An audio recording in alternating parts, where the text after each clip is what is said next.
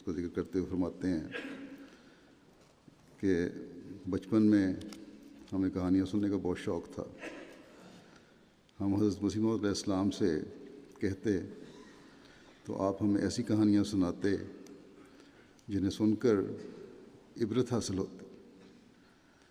انہی کہانیوں میں سے ایک کہانی مجھے اس وقت یاد آ گئی، یہ بیان فرما رہے ہیں مضمون، جسے حضرت مسیح موعود علیہ السلام کی زبان سے میں نے سنا.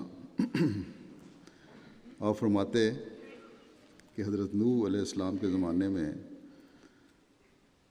طوفان اس وجہ سے آیا کہ لوگ اس وقت بہت گندے ہو گئے تھے اور گناہ کرنے لگ گئے تھے. وہ جوں اپنے گناہوں میں بڑھتے جاتے، خدا تعالیٰ کی نگاہ میں ان کی قیمت گرتی جاتی. آخر ایک دن ایک پہاڑی کی چوٹی پر، یہ کہانی ہے، کوئی درخت تھا اور وہاں گھونسلے میں چڑیا کا ایک بچہ بیٹھا ہوا تھا.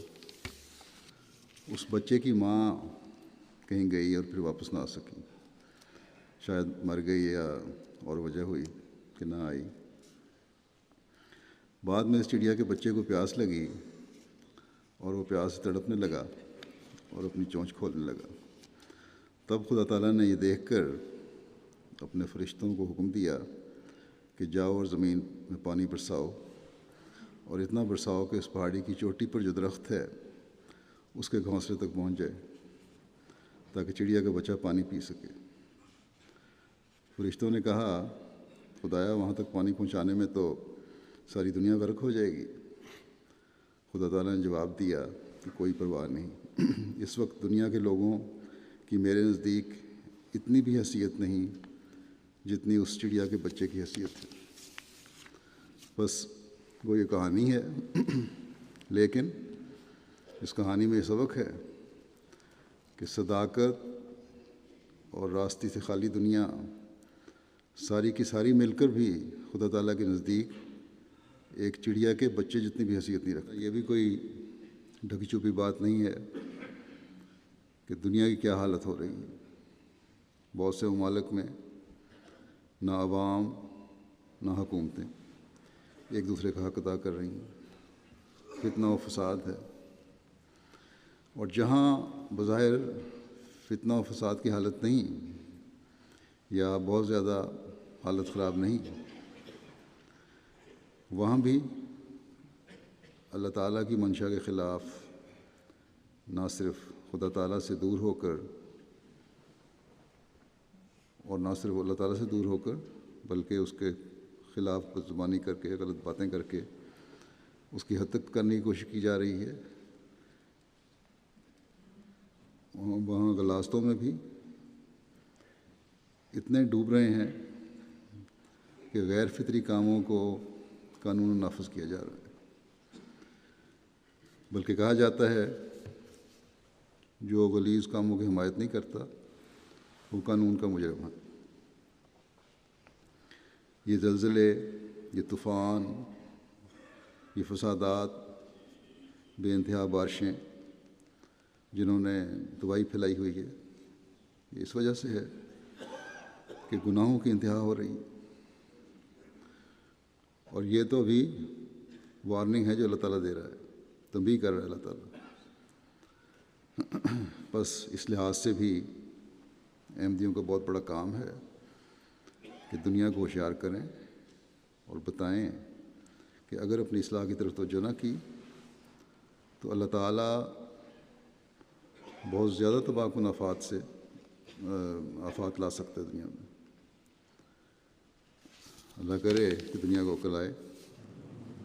حضرت مسیح موعود علیہ السلام حضرت مسلم موعود فرماتے ہیں کہ حضرت مسیح موعود علیہ السلام سنایا کرتے تھے کہ ایک صحابی اپنا گھوڑا دوسرے صحابی کے پاس فروخت کرنے کے لیے لایا اور اس کی قیمت مثلاً 200 روپے بتائی. دوسرے صحابی نے کہا کہ میں اس قیمت میں گھوڑا نہیں لے سکتا کیونکہ اس کی قیمت دگنی ہے. معلوم ہوتا ہے کہ اس نے دوسرے کو کہا کہ لگتا یہ ہے کہ آپ کو گھوڑوں کی قیمت سے واقفیت نہیں. لیکن مالک نے زیادہ قیمت لینے سے انکار کر دیا اور کہا کہ جب میرا گھوڑا زیادہ قیمت کا نہیں تو میں کیوں زیادہ قیمت لوں؟ اور اس پر ان کی تکرار ہوتی رہی، یہاں تک کہ سازش کے ذریعے سے انہوں نے فیصلہ کرایا۔ یہ اسلامی روح تھی جو ان دو صحابہ نے دکھائی۔ اسلام کا حکم یہی ہے کہ ہر شخص بجائے اپنا حق لینے کے اور اس پر اصرار کرنے کے، دوسرے کے حق کو دینے اور اسے قائم کرنے کی کوشش کرے۔ تو میں آتا ہے کہ ایک دفعہ امام حسن اور امام حسین کے درمیان کسی بات پر تکرار ہو گئی۔ بھائیوں میں بعض دفعہ ناراضگی کی کوئی بات ہو جاتی ہے، بحث ہو جاتی ہے۔ حضرت امام حسن کی طبیعت بہت سلجھی ہوئی اور نرم تھی، لیکن حضرت امام حسین کی طبیعت میں جوش پایا جاتا تھا۔ ان میں جو جھگڑا ہوا اس میں حضرت امام حسین کی طرف سے زیادہ سختی کی گئی، لیکن حضرت امام حسن نے صبر سے کام لیا۔ اس جھگڑے کے وقت بعض اور صحابہ بھی موجود تھے۔ جب جھگڑا ختم ہو گیا تو دوسرے دن ایک شخص نے دیکھا کہ حضرت امام حسن جلدی کسی طرف جا رہے ہیں۔ اس نے ان سے پوچھا کہ آپ کہاں جا رہے ہیں؟ حضرت حسن کہنے لگے کہ میں حسین سے معافی مانگنے چلا ہوں۔ اس شخص کہنے لگا کہ آپ معافی مانگنے جا رہے ہیں؟ میں تو خود اس جھگڑے کے وقت موجود تھا، اور میں نے جانتا ہوں کہ حسین نے آپ کے متعلق سختی سے کام لیا۔ بس یہ ان کا کام ہے کہ وہ آپ سے معافی مانگیں، نہ یہ کہ آپ ان سے معافی مانگنے چلے جا رہے ہیں۔ حضرت حسن نے کہا یہ ٹھیک ہے، میں اس لیے تو ان سے معافی مانگنے جا رہا ہوں کہ انہوں نے مجھ پر سختی کی تھی، کیونکہ ایک صحابی نے مجھے سنایا ہے کہ رسول کریم صلی اللہ علیہ وسلم نے ایک دفعہ فرمایا کہ جب دو شخص آپس میں لڑ پڑیں تو ان میں سے جو پہلے صلح کرتا ہے وہ جنت میں دوسرے سے 500 سال پہلے داخل ہوگا۔ تو میرے دل میں یہ سن کر خیال پیدا ہوا کہ کل میں نے حسین سے برا بھلا سنا اور انہوں نے مجھ پر سختی کی۔ اب اگر حسین معافی مانگنے کے لیے میرے پاس پہلے پہنچ گئے اور انہوں نے صلح کر لی تو میں تو دونوں جہان سے گیا، کہ یہاں بھی مجھ پر سختی ہو گئی اور اگلے جہان میں بھی میں پیچھے رہا۔ چنانچہ میں نے یہی فیصلہ کیا ہے کہ مجھ پر جو سختی ہو گئی وہ تو ہو گئی، اب میں اس سے پہلے معافی مانگ لوں گا تاکہ اس کے بدلے میں مجھے جنت ان سے 500 سال پہلے مل جائے۔ بس یہ وہ سوچ ہے جسے ہمیں اپنے پر لاگو کرنا چاہیے۔ اور اللہ تعالیٰ فرماتا ہے کہ ہم نے یہ دونوں چیزیں مومنوں سے لے لیں، ان کا جان بھی لے لی اور ان کا مال بھی لے لیا۔ جس کا مطلب یہ ہے کہ تم میں جھگڑے نہیں ہونے چاہیے کہ یہ چیزیں میری ہیں اور یہ چیز میری ہے اور وہ اس کی، یہ جھگڑے نہ کرو، میرے اور تیرے کا سوال نہیں ہے ہوتا۔ تم اپنی منزل مقصود تک پہنچنے کے لیے زور لگاؤ اور چھوڑ دو ان باتوں کو کہ تم کہو کہ فلاں پریزیڈنٹ کیوں بنا۔ اب یہاں انتخابات کی بات ہو گئی، عہدیداروں کی بات ہو گئی، بعض لوگ جھگڑے پیدا کرتے ہیں کہ فلاں کیوں بن گیا امام الصلاۃ، ہم اس کی نماز نہیں پڑھیں گے پیچھے، تم فلاں پریزیڈنٹ کیوں بن گیا، فلاں کیوں نہ بنا، فلاں سیکریٹری کیوں بن گیا، فلاں کیوں نہ ہوا، یا جب تک فلاں شخص امام نہ بنے ہم فلاں کے پیچھے نماز نہیں پڑھ سکتے۔ یہ باتیں صرف سننے کے لیے نہیں ہیں۔ بعض لوگ شاید حضرت مسلم موعود کے زمانے میں بعضوں کو خیال ہو کہ شاید ایسے لوگ تھے اور اب نہیں ہیں، اب بھی ایسی شکایتیں ملتی رہتی ہیں۔ اس زمانے میں تو صحابہ بھی تھے جو ایسے ٹیڑے لوگوں کی اصلاح بھی کر دیا کرتے تھے، لیکن ہم جو نبوت کے زمانے سے دور جا رہے ہیں اس زمانے میں اور آئندہ مزید دور جاتے رہیں گے، ہمیں اس طرف توجہ کرنی چاہیے۔ پہلے بھی اس طرف توجہ دلا چکا ہوں کہ ہمیں بہت احتیاط کرنی چاہیے۔ ہمیں پہلے سے زیادہ اس بات کو سمجھنے کی ضرورت ہے کہ ہم نے کس طرح عبداللہ بننے کا حق ادا کرنا ہے اور اپنی ضد اور انانیت چھوڑنی ہے اور اللہ تعالیٰ کی رضا حاصل کرنے کی کوشش کرنی ہے۔ انتخابات کے موقع پر بھی ایسے سوال اٹھتے رہتے ہیں، جب اکثریت ووٹ کے خلاف فیصلہ دیا جائے اگر بعض حالات میں، تو اس قسم کے سوال لوگ لکھتے رہتے ہیں۔ یہ سال بھی انتخابات کا سال ہے، جماعتی لحاظ سے بھی اس سال میں انتخاب ہونے ہیں، اس لحاظ سے بھی اپنی سوچوں کو ہر ایک کو درست کرنے کی ضرورت ہے کہ دعا کے بعد ہر تعلق کو اور ہر رشتے کو چھوڑ کر اپنا حق جو ہے وہ صحیح استعمال کریں، اپنی رائے دیں، اور اس کے بعد جو فیصلہ ہو جائے اس کو قبول کر لیں۔ مسلم موت فرماتے ہیں کہ ہماری بچپن کی کہانیوں میں سے الادین کے چراغ کی کہانی بہت مشہور تھی۔ الادین ایک غریب آدمی تھا، اسے ایک چراغ مل گیا، اور جب اس چراغ کو رگڑتا تھا تو ایک جن ظاہر ہوتا تھا۔ یہ کہانی بنائی ہوئی بچوں کی، جن کو وہ جو کچھ کہتا وہ فوراً تیار کر کے سامنے رکھ دیتا۔ مثلاً اگر وہ اسے کوئی محل بنانے کو کہہ دیتا تو وہ ان فن محل تیار کر دیتا۔ فرماتے ہیں کہ بچپن میں تو ہم یہی سمجھتے تھے کہ الادین کا چراغ ایک سچا واقعہ ہے جب عقل نہیں تھی، لیکن جب بڑے ہوئے تو ہم نے سمجھا کہ یہ محض وہم اور خیال ہے، یہ کہانی ہے۔ لیکن اس کے بعد جب جوانی سے بڑھاپے کی طرف آئے تو معلوم ہوا کہ یہ بات ٹھیک ہے، اور لوگ بڑے حیران ہو رہے ہوں گے یہاں بیٹھے کہ مسلم نے کہا کہ بڑھاپے کی طرف آئے تو پتہ لگا کہ بات ٹھیک ہے۔ الادین کا چراغ ضرور ہوتا ہے، لیکن فرماتے ہیں کہ وہ تیل کا چراغ نہیں ہوتا، بلکہ عزم اور ارادے کا چراغ ہوتا ہے۔ جس کو خدا تعالیٰ وہ چراغ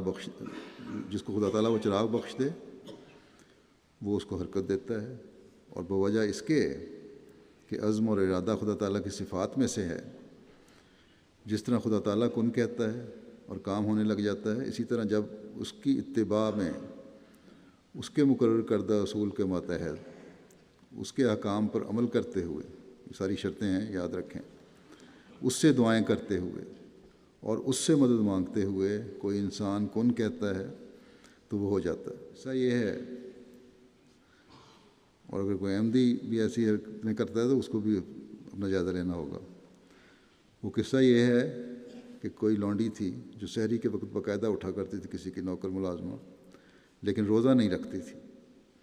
مالکہ نے سمجھا کہ شاید وہ یہ کام میں مدد دینے کے لیے اٹھتی ہے، مگر چونکہ وہ روزہ نہیں رکھتی تھی اس لیے مالکہ نے خیال کیا کہ اسے خواہ مخواہ سحری کے وقت تکلیف دینے کی کیا ضرورت ہے، اس وقت کا کام میں خود کر لیا کروں گی۔ چنانچہ 2-4 دن کے بعد مالکہ نے اس سے کہا کہ لڑکی تو سحری کے وقت نہ اٹھا کر، ہم خود اس وقت کام کر لیا کریں گے، تمہیں اس وقت تکلیف کرنے کی ضرورت نہیں ہوتی۔ یہ بات سن کر اس لڑکی نے نہایت حیرت سے اپنی مالکہ کی طرف دیکھا کہ یہ مجھ سے کیا کہہ رہی ہے، اور کہنے لگی بی بی نماز میں نہیں پڑھتی، روزہ میں نہیں رکھتی، اگر سحری بھی نہ کھاؤں تو کافر ہی ہو جاؤں۔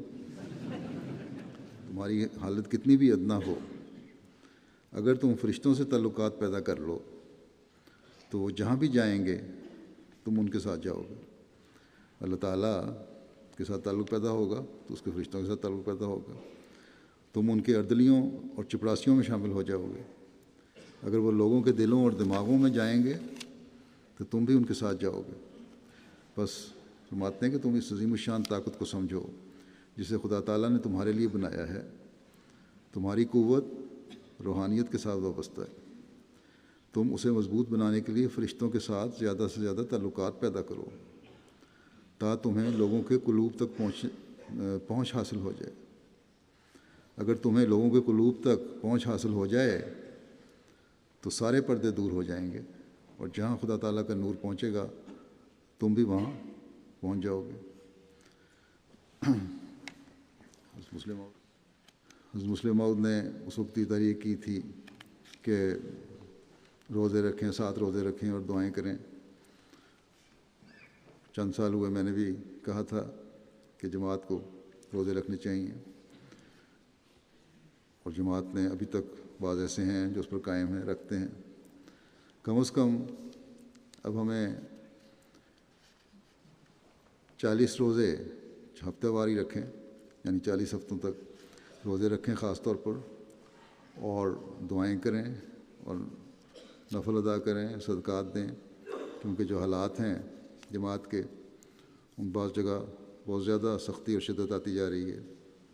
جب ہم اللہ تعالیٰ کے حضور چلائیں گے تو جس طرح بچے کے رونے سے ماں کی چھاتیوں سے اتر آتا ہے، آسمان سے ہمارے رب کی نصرت ان شاء اللہ تعالیٰ نازل ہوگی، اور وہ روکیں اور مشکلیں جو ہمارے راستے میں ہیں وہ دور ہو جائیں گی، پہلے بھی دور ہوتی رہیں اور اب بھی ان شاء اللہ دور ہوں گی۔ پاکستان میں تو احمدیوں کے خلاف قانون بھی ہے، اور قانون ان کی مدد کرتا ہے مخالفین کی، اور وہ جو چاہتے ہیں کرتے ہیں، جو منہ میں آتا ہے، جو بکواس دریدہ دہنی کرنی ہوتی ہے وہ کر جاتے ہیں۔ حضرت مسیح علیہ السلام کے بارے میں احمدیوں کو مظالم کا نشانہ بنایا جاتا ہے، کورٹس جو ہیں وہ بھی اب سزائیں دینے پر تلی ہوئی ہے ذرا ذرا سی بات پر۔ بس اس کے لیے تو ہمیں بہت زیادہ خدا تعالیٰ کے حضور چلانے کی ضرورت ہے، خاص طور پر پاکستان کے احمدیوں کو اس طرف پہلے سے زیادہ توجہ دینے کی ضرورت ہے۔ خالص ہو کر اللہ تعالیٰ کے آگے جھکیں، نوافل ادا کریں، صدقات دیں، روزے رکھیں۔ دعاؤں کے بغیر اور اللہ تعالیٰ کی رحمت کو جوش میں لائے بغیر ہمارے لیے اور کوئی راستہ نہیں ہے۔ اللہ تعالیٰ خاص طور پر ان احمدیوں کو جہاں یہ ظلم ہو رہے ہیں، جن ملکوں بھی ہو رہے ہیں یا جن جگہوں پر ہو رہے ہیں، ایسی دعاؤں کی توفیق دے جو اللہ تعالیٰ کے عرش کو ہلانے والی ہیں، اور عام طور پر تمام دنیا کے احمدیوں کو بھی جماعت کی ترقی اور مظالم سے بچنے کے لیے دعاؤں کی طرف توجہ دینی چاہیے۔ اللہ تعالیٰ ان کو بھی توفیق عطا فرمائے۔